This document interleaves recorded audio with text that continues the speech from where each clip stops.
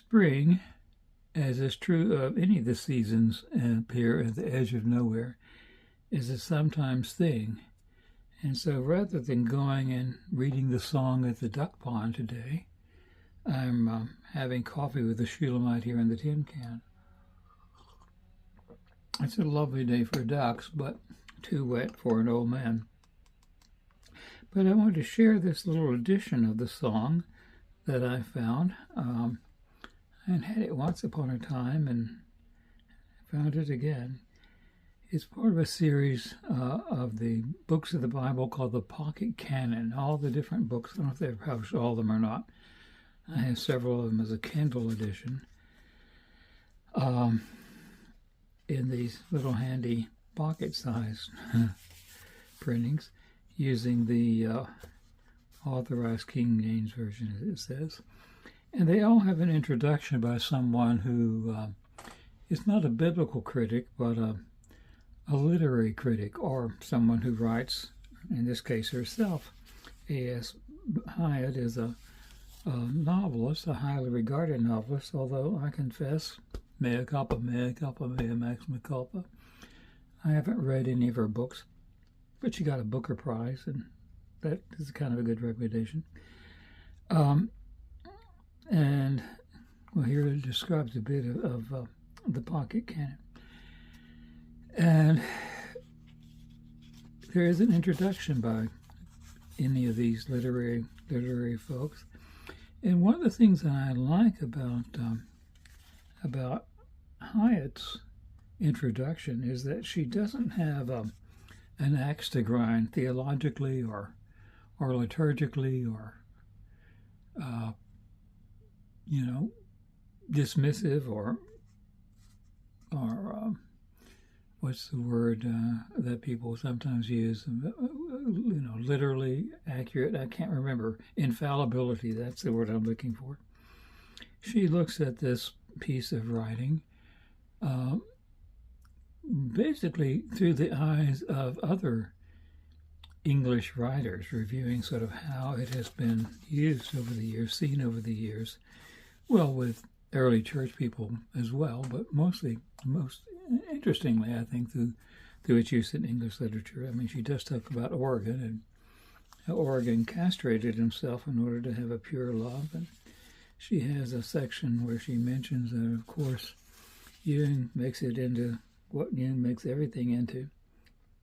My own, favorite reference that she makes is Dorothy Sayers' use of the song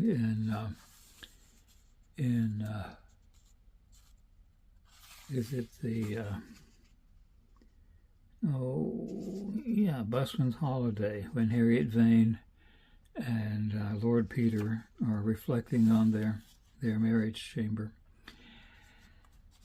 But the text itself is really why I like this edition particularly.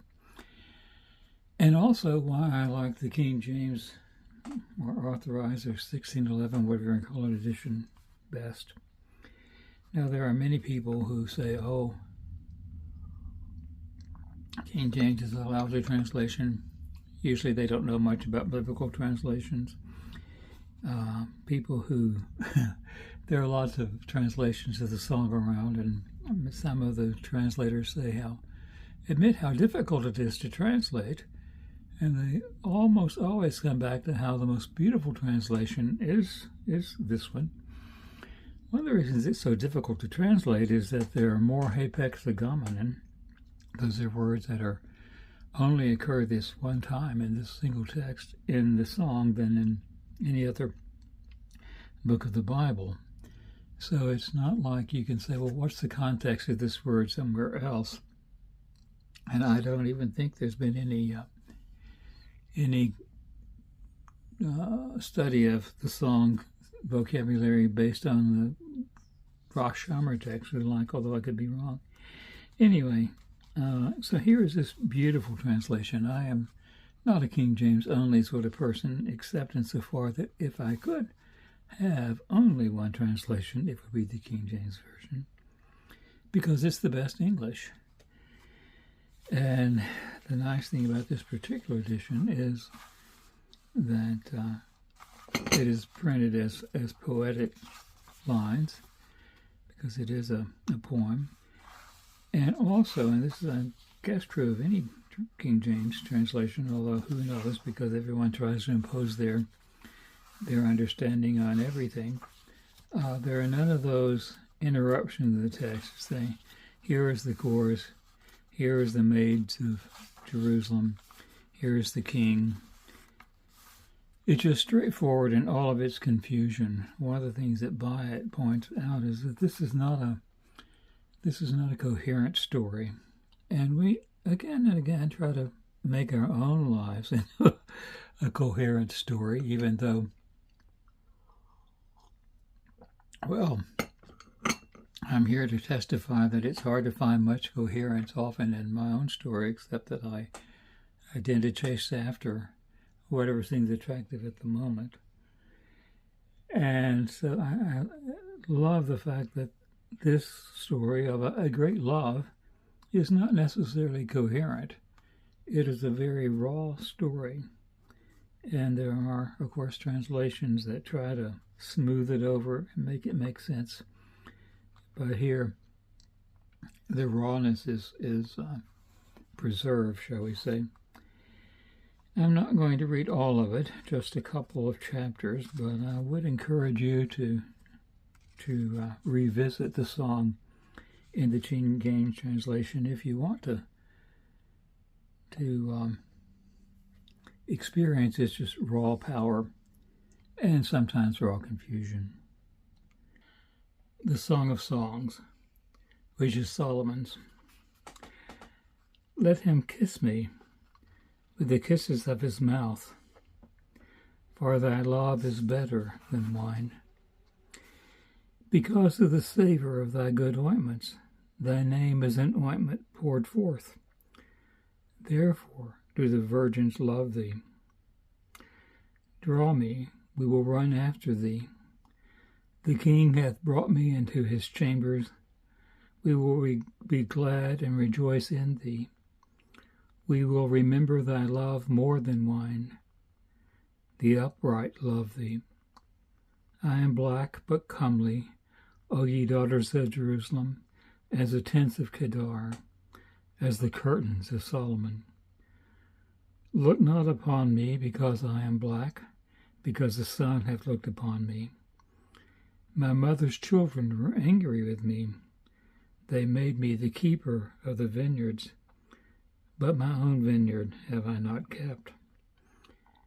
Tell me, O thou whom my soul loveth, where thou feedest, where thou makest thy flock to rest at noon.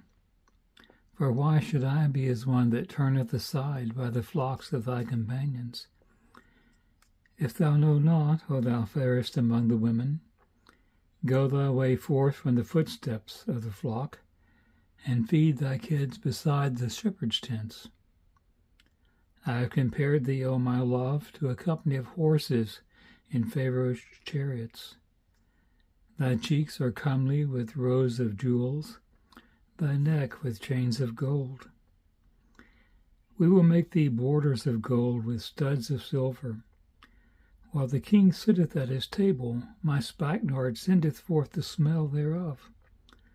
A bundle of myrrh is my well-beloved unto me. He shall lie all night betwixt my breasts. My beloved is unto me as a cluster of camphor in the vineyards of En-gedi. Behold, thou art fair, my love. Behold, thou art fair. Thou hast dove's eyes. Behold, thou art fair, my beloved, yea, pleasant. Also our bed is green. The beams of our house are cedar, and our rafters of fir. I am the rose of Sharon, and the lily of the valleys. As the lily among thorns, so is my love among the daughters. As the apple tree among the trees of the wood, so is my beloved among the sons. I sat down under the shadow with great delight, and his fruit was sweet to my taste. He brought me to the banqueting house, and his banner over me was love. Stay me with flagons, comfort me with apples, for I am sick of love. His left hand is under my head, and his right hand doth embrace me. I charge you, O you daughters of Jerusalem, by the roes and by the hands of the field, that you stir not up nor wake my love till he please. The voice of my beloved, behold, he cometh leaping upon the mountains, skipping upon the hills. My beloved is like a roe or a young hart. Behold, he standeth behind our wall. He looketh forth at the windows, shewing himself through the lattice. My beloved spake and said unto me, Rise up, my love, my fair one, and come away.